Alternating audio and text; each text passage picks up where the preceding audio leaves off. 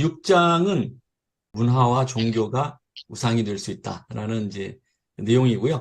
처음에 시작할 때 그 멜리사라는 여자분의 스토리가 나와요.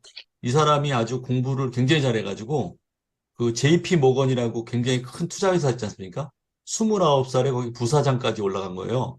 그래가지고 어마어마하게 성공을 거뒀는데 아마 이제 이익만 너무 추구하다 보니까 그 나쁜 짓을 하려고 한 건 아닌데 이 도덕이나 윤리적인 부분 이런 부분을 면밀히 체크하지 못해가지고 아마 투자 상품을 잘못 판매해서 투자자들한테 큰 손실을 끼치는 그런 이제 사고를 친 이제 사례를 소개하면서 그 뭐 하버드 대학교 경영대학원 졸업생들이 행사에서 나눈 이야기들을 이제 나누고 있는데요. 네, 거기서 이제 우수한 학생들이 모여가지고 행사를 하는데 졸업할 당시만 하더라도 우리의 최고의 가치는 정직에 있다. 정직하게 이 사업을 해야 된다. 이렇게 외치면서 졸업을 하는데 일선에만 나가면은 이 모든 가치를 다 잊어버리고 그 주주의 수익을 극대화하는 거, 이익을 극대화하는 쪽으로 방향이 틀어진다 그래요. 근데 이제 그거를 누구도 막을 수가 없는 게 사회 전반적인 분위기가 다 그쪽으로 흐르기 때문에 그거를 이제 누가 막을 수도 없고 우리도 뭐 회사에서 우스갯소리로 열심히 하지 말고 잘해란 말이야. 막 이러면서 과정이 어떻게 됐든 결과만 좋으면 인정받고 칭찬받는 그런 분위기가 이제 전반적으로 그 우리나라뿐만 아니라 다른 나라, 뭐 회사, 뭐 학교 이런데 다 이렇게 넓게 퍼져 있는 것 같아요.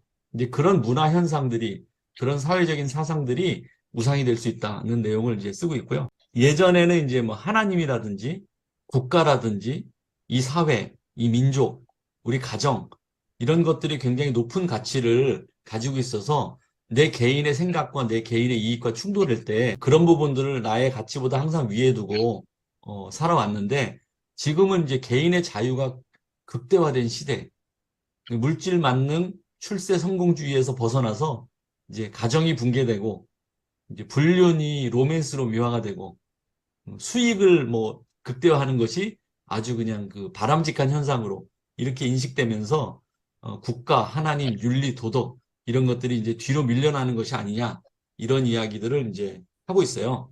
그러면서 이제 일단 그 예화로 요나 스토리가 나옵니다. 우리가 잘 아는 요나 스토리. 니누의 성으로 가라 그랬는데 요바로 도망가 가지고 다시스로 가는 배를 타고 이제 도망을 가지 않습니까? 근데 이제 그 팀 켈러 목사님이 왜 요나는 하나님 앞에 순종하지 않고 도망갔을까? 얘기를 한 세 가지 정도를 이유를 뽑아요. 1번 선지자로서의 그 사역을 성공하는 것이 자기의 인생 목표인데 괜히 적국에 들어갔다가 이게 실패하면 어떡하지? 그 다음에 거기 잡혀가지고 스파이라고 잡혀 죽으면 어떡하지?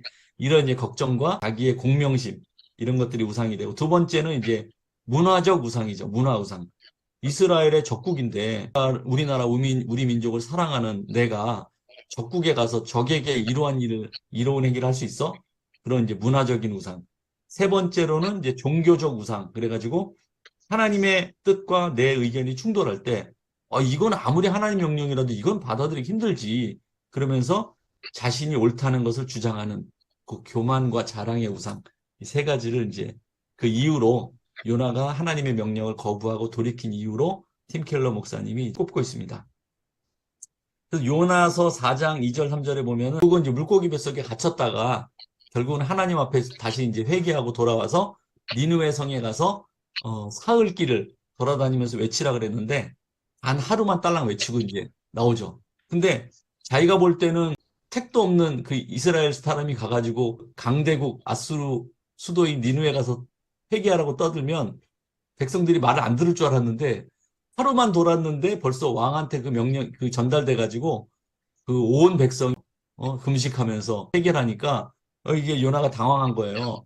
그러면서 이제 아유 내가 그럴 줄 알았다 그러면서 하나님을 원망하면서 이 사람들이 잘 되는 꼴을 내가 보게 되다니 그러면서 이제 밖에 나와 가지고 성 밖에 나와 가지고 이제 있는데 그 뜨거운 그 사막의 열풍이죠. 동풍이 이제 뜨거운 열기가 이제 보니까 막 너무 더워가지고 뭐 못 살겠는데 하나님이 전날 이제 박넝쿨을 키워가지고 그늘을 이렇게 만들어주지 않습니까? 그런데 이제 불만에 있다가 아유 그래도 박넝쿨이 있으니까 시원해서 다행이다. 그런데 하나님이 다시 그 박넝쿨을 벌레들이 확 갉아먹게 해가지고 다시 뜨거운 햇빛이 그냥 여름에 그냥 뜨겁게 쬐니까 아유 하나님 날 죽여주십시오. 난 죽는 게 낫겠습니다. 하나님한테 계속 대들죠. 대드니까 이제 하나님이 요나에게 마지막 말씀하시는 게 4장 8절 9절인데요. 제가 좀 읽어드릴게요. 그 해가 뜰 때 하나님이 뜨거운 동풍을 준비하셨고 해는 요나의 머리에 쬐매 요나가 혼곤하여 스스로 죽기를 구하여 가로되 사는 것보다 죽는 것이 내게 나으니이다. 이렇게 얘기를 하니까 하나님이 요나에게 이르시되 네가 이 박넝쿨로 인하여 성냄이 어찌 합당하냐. 그가 이르되 내가 성내어 죽기까지 할지라도 합당하니이다. 요나가 하나님한테 성경 전체에서 이렇게 하나님 앞에 개기는 그 선지자는 요나가 아마 유일하지 않을까. 아, 내가 성내서 죽기까지 할지라도 내 말이 맞습니다. 내가 합당합니다. 내가 성질 내는 게 합당하죠. 이렇게 이제 마지막으로 대듭니다. 그러니까 하나님이 여호와께서 가라사대 네가 수고도 아니하고 배양도 아니하고 하룻밤에 났다가 하룻밤에 망한 이 박넝쿨을 그렇게 아까우냐 그렇게 아꼈냐 하물며 이 큰 성읍 니누에는 좌우를 분변치 못하는 자가 12만 명이나 있고 육축도 많은데 내가 아끼는 것이 어찌 합당치 아니하냐. 내가 아끼는 게 당연하지. 이렇게 물음으로 끝납니다. 이 연화서가. 그러면서 이 사고를 뒤틀어 놓는 우상의 공포. 이 자기가 자기의 민족에 대한 사랑, 자기의 이데올로기, 자기 이념이 커지다 보면 하나님 뜻도 거역할 정도로 이 우상이 커지는 거예요. 그래가지고 하나님이 용서하시는 건 알겠지만 나는 용서 못하겠다. 나는 내 조국을 사랑한다. 그러면서 하나님의 뜻을 끝까지 거절하는 거죠. 그리고 완전히 끝까지 개기는 거죠. 내가 성내어 죽기까지 할지라도 내 뜻이 합당합니다. 이렇게 하나님한테 개기는 거예요. 근데 하나님의 진정한 뜻을 그 인간을 사랑하고 이방인일지언정 그 생명을 사랑하시는 하나님의 뜻을 이해하지 못하고 자기 이념과 자기 생각과 조국에 대한 사랑에 그 우상에 사로잡혀가지고 하나님의 뜻에 눈을 가려버리는 그런 요나를 이제 책망하고 있고요.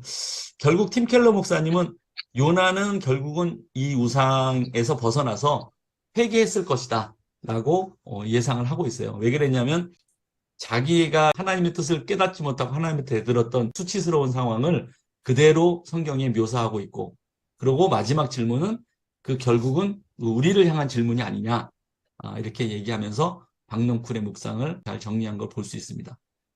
그래서 요나처럼 하나님을 가르치려고 하고 하나님 뜻보다 내 생각과 내 고집에 묶여있는 내 모습이 있지 않은지 깊이 묵상하고 점검해보는 이 밤이 되시기를 바랍니다. 아멘.